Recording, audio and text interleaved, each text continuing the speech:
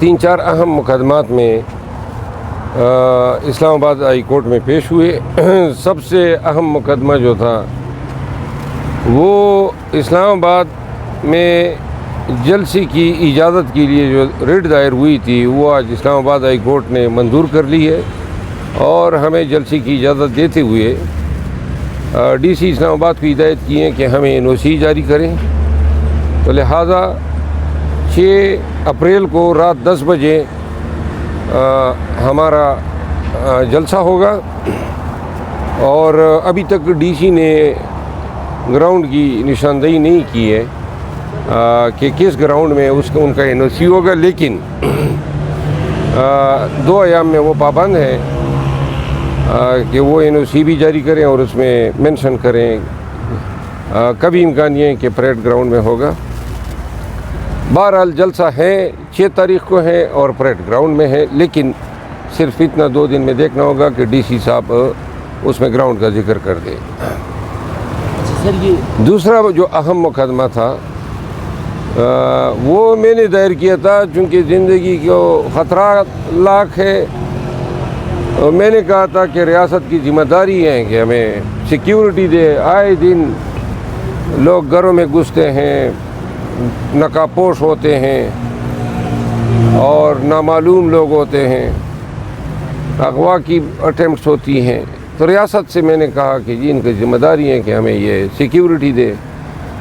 तो फाजिल जज साहब ने जो है सेक्रेटरी दाखिला को इस पे अहकामात करने की ताकीद कर दी है। तीसरा मुकदमा जो है वो खान साहब की अडियाला जेल में नज़रबंदी के हवाले से कि जेल हुकाम ने पंजाब हुकूमत के होम डिपार्टमेंट के उस हुक्मनामे के तहत जिसके ज़रिए 14 दिन के लिए मुलाकातों पर पाबंदी लगा थी और जिसको बाद में अदालत आलिया ने सस्पेंड किया था, उसमें समाअत हुई और जेल हुकाम को ताकीद की गई कि वो इंस्ट्रूमेंट पेश करें जिनके ज़रिए इस्लामाबाद के हवालातियों और कैदियों को पंजाब में रखा जा सकता है। इसके अलावा खान साहब की एक और पिटीशन थी और पाकिस्तान तहरीक इंसाफ की जो ऑनरेबल जज हसन गुल औरंगज़ेब साहब की अदालत में थी, जिसमें हमने ये कहा था कि हमारे साथ इस्लामाबाद और वफाकी हुकूमत का रवैया बड़ा ही डिस्क्रिमिनेटरी है। हमारे वर्कर जो हैं वो न कन्वेंशन अपने इलाकों में जो हैं इकट्ठे हो सकते हैं, न झंडे लहरा सकते हैं, दीगर पार्टीज़ के लिए नहीं है।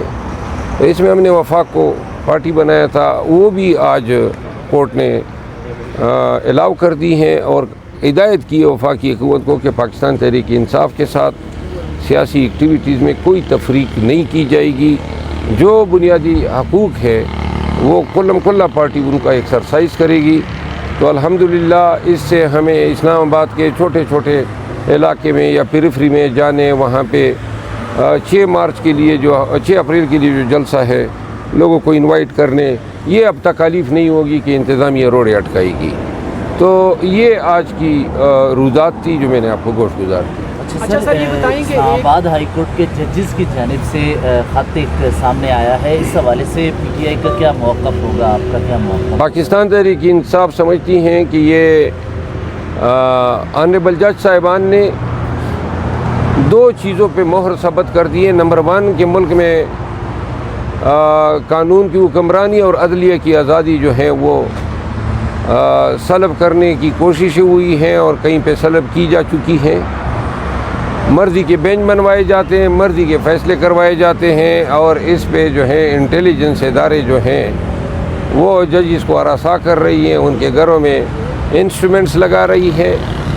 तो लिहाजा पाकिस्तान तहरीक इंसाफ इतने पाकिस्तान की तारीख़ में इससे बड़ी संगीन इल्ज़ाम तराशी कभी नहीं हुई है अदलिया की जानिब से। और तमाम 6 मोहतरम जज साहिबान ने अपनी रुदात दी हैं। एक जज साहब का बैनुई अगवा होता है, दूसरे जज साहब के घर में कैमरे निकल आते हैं और हर जज साहब को ये मसले दरपेश हैं। जब हाई कोर्ट के जज साहब जिनके पास हम आते हैं बुनियादी हकूक़ के तहफ़्फ़ुज़ के लिए, जब वो ख़ुद इंसाफ के लिए दुहाई दे रहे हैं तो ये इस निज़ाम के मुँह पे तमाचा है। اور اگر عدالتی آزادی اور عدالتی وقار اور نظام انصاف کا یہ حال ہے تو پاکستانیوں کس سے گلہ کریں؟ پاکستان کو کس نہج اور کس مقام کی طرف لے جایا جا رہا ہے؟ پاکستان تحریک انصاف مطالبہ کرتی ہے کہ فل کورٹ پر مشتمل سپریم کورٹ اس کو پٹیشن ٹریٹ کرتے ہوئے اس کو کنورٹ کریں اور اس کو سنیں. ایک ایک واقعے کی جو ہے انکوائری ہونی چاہیے. جو لوگ ذمہ دار ہیں ان کو سزا دی جانی چاہیے. عدلیہ کے سپیریئر عدلیہ کے جج صاحبان کے جو خدشات ہیں ان کا مداوع ہونا چاہیے، کیونکہ اگر آپ کا نظام انصاف کا ادارہ جو ہے وہ اتنا انڈر تھریٹ ہے، وہ اتنے غیر محفوظ ہے، وہ اپنے آپ کو بچانے کے لیے سپریم کورٹ سے تحفظ مانگ رہے ہیں، جن کا کام دوسروں کو تحفظ دینا ہے، جو آئین کے آرٹیکل 199 کے تحت پاکستان کے لوگوں کی بنیادی حقوق کے محافظ ہیں، تو اس مسئلے کو جو ہے یہ صرف ایک دو دن کی بات نہیں ہے کہ بات ختم ہو جائے گی. یہ بھی جانکاری ہونی چاہیے کہ کون سے بینچ بنائے گئے، کیا یہ نواز شریف کو جو دڑا دڑ ریلیف دیے گئے کیا یہ بھی اسی سازش کا حصہ تھا جو خط سے عیا ہیں، اور کیا عمران خان کی یہ مسلسل، کیونکہ ذکر ہے کہ ماتحت عدلیہ بھی بلیک میل ہوئی ہے، کیا ان کی جو بار بار کی یہ سزا یابیاں ہیں یہ ساری انہی ہتھ کنڈوں اور طریقوں سے حاصل کی گئی ہے. اور یہ خط مہر ثبت کرتا ہے کہ عمران خان کے ساتھ جو ماتحت عدلیہ کی طرف سے رویہ روا رکھا گیا ہے، اور جو نواز شریف، شہباز شریف، زرداری، مریم نواز، نواز شریف کے بیٹوں اور تمام لوگ جو بری ہو گئے 6 سے 8 ماہ میں، یہ ان کی بریت پہ بھی سوالیہ نشان ہے. تو لہٰذا ان معاملات کے لیے سپریم کورٹ کا فل کورٹ بیٹھے اور عدالتی کٹہرے میں تمام ذمہ داران کو کھڑا کیا جانا چاہیے. بہت شکریہ. ایک منٹ، ایک سوال سر. یار وہ تمہارا سوال ہمیشہ رہ جاتا ہے. ہاں، مبینہ طور پہ یہ خبریں آ رہی ہیں کہ جو اقتصادی سلامتی کونسل ہے ادھر سے شہباز شریف صاحب کو نکال دیا انہوں نے، تو کیا کہیں گے؟ یہ اقتصادی سلامتی کونسل کون سی ہوتی ہے؟ یہ سلامتی کونسل جو ہے سر، اقتصادی کمیٹی، رابطہ کمیٹی. اقتصادی رابطہ کمیٹی سے انشاءاللہ یہ بڑی چیز اس سے نکلے گا.